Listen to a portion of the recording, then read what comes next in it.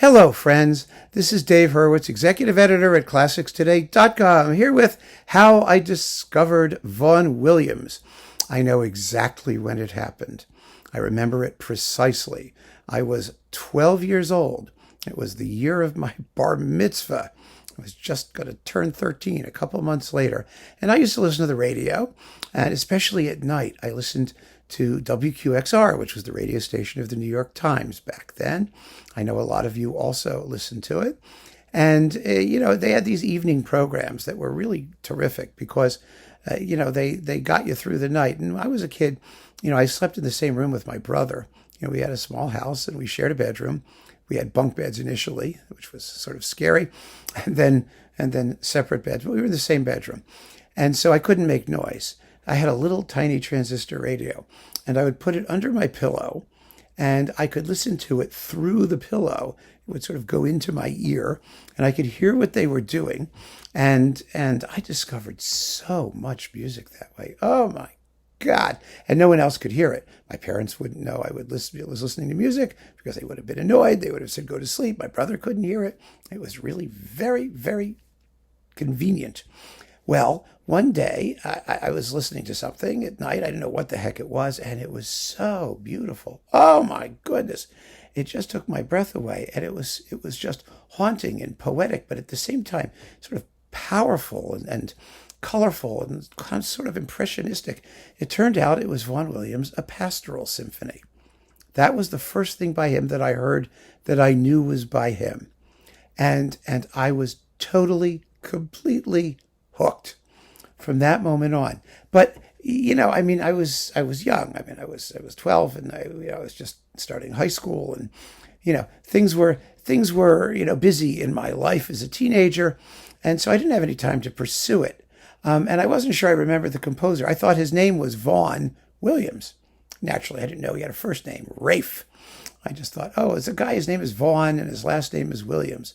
And when I finally got to buy records, that's what I hugely humiliated myself when I went down to Cutler's in New Haven, or the Yale Co-op, which at that point existed and had a fabulous record section, which was eventually run by Cutler's, but they had competing classical sections next to each other.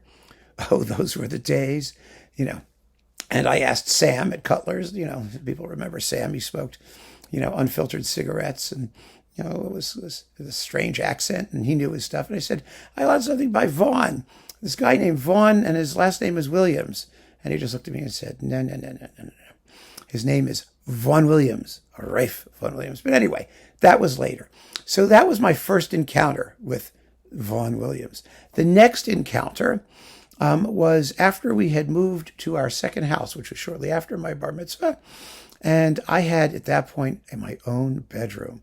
And in my own bedroom, I had a really good stereo system because my father had very kindly had a friend who was in the used car business, who was also a kind of audio guy. And he had these enormous speakers. I mean, they were huge. They were like 5 feet tall and 3 feet wide. He didn't want them. So my father snagged them up for me. They were so impressive. They had a giant, big woofer thing, and then like 8 little tweeters next to it. They were incredible. Most of it was just for show. They were useless and didn't do anything, but they still sounded like really big, and they were terribly impressive. And I had a really great turntable because I used to work in a meatpacking plant with my uncle in Penns Grove, New Jersey in the summer, and my uncle would save up all the money I earned, and then I would invest it in audio equipment. So I bought myself I had the amplifier, and over the years I had the stereo stuff. So by then I was like 14, 15, and I would listen to WQXR at night. And one night I listened, Ralph Richardson was talking, there go the ships, and there is that Leviathan with whom thou hast made whatever. I don't know what the hell he was talking about. And then this music came in, and it was the coolest, creepiest, spookiest thing I ever heard. I hadn't heard the beginning, and the quotation that I missed is not the right one, so don't criticize me about it. It's just, you get the picture, right? It was the Sinfonia Antarctica. And both of these recordings, by the way, were Andre Previn in the London Symphony, because in the 70s, those all came out around the early 70s, 1972, in that area. So they were getting play. They were getting airplay. And it was the third movement, the glacier, up on the glacier. That spooky doo-doo-doo-doo-doo, da-da, the organ and the tam-tam crash. Oh, my God, I was so hooked. My goodness, the Symphonia Antarctica. And so then I said to myself, I got to start listening to this guy. I really got to get some stuff. So I did. I started collecting Vaughan Williams, and I started collecting with the Andre Previn recordings. And then I got the Eugene Ormandy second recording of the Talus Fantasia that was coupled with the Benjamin Britten 4C interludes. Remember that disc? A very beautiful performance, not as good as his first one, as luck would have it. But, I began to get into it. And oh, the rest is just history. What a fabulous composer. It's amazing, frankly, I was amazed then that you could not hear it anywhere live. He was not played in the United States, unless it was a special occasion or some British ensemble or British conductor was on tour. You just didn't hear Vaughan Williams symphonies or major orchestral works. And it really kind of shocked me because, all I could think of as I was listening to this stuff is, why don't we get a chance to hear this?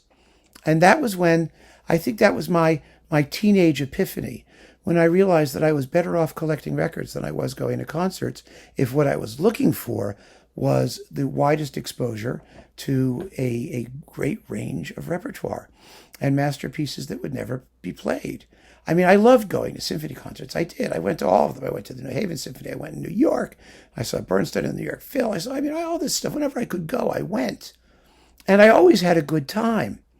I really did. And I heard a lot of really good music live. I heard Berio's Sinfonia conducted by Berio. So that was fun. Yeah, there were opportunities to hear things. Mahler was just becoming a thing. And I heard a bunch of Mahler symphonies. So that was a real discovery live. But Vaughan Williams? No. You couldn't hear much Elgar either. Besides the Enigma variations, the whole English school was terra incognita to, American listeners in concert.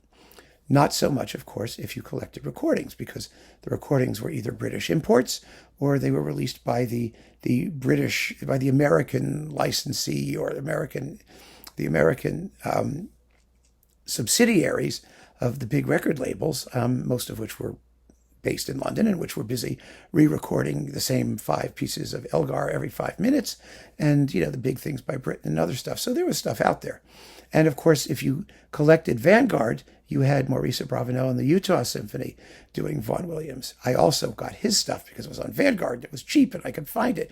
So after those pieces, I heard Floss Campi and Dona Nobis Pacem, and all that stuff was interesting. But discovering the Vaughan Williams symphonies was fabulous because they're very different from each other.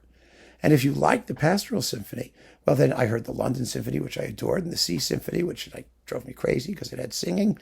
And then, 4, oh God, Godzilla Eats London, right? And the 6th with the creepy finale. And then the Antarctica. It was a tremendous, amazing voyage of discovery. I have no idea what that was. I apologize for the beep, but it stopped beeping, so now I don't care. So anyway, there you go. That's how I discovered Vaughan Williams, and I'm very interested to know how you discovered Vaughan Williams, particularly, with all due respect to my English colleagues and friends, especially if you weren't living in England. Where did you find the stuff? How did you first encounter it? And if you were living in England, just how common was it in the 70s? Adrian Boult was still around, at least until the beginning of the 70s, right? Or somewhere in there, maybe 79, I don't know, somewhere in there. How often was that stuff performed? Was it played on the radio? Did you have a chance to hear it? I'm awfully interested to know. So keep on listening, friends, and I look forward to hearing your replies. Take care.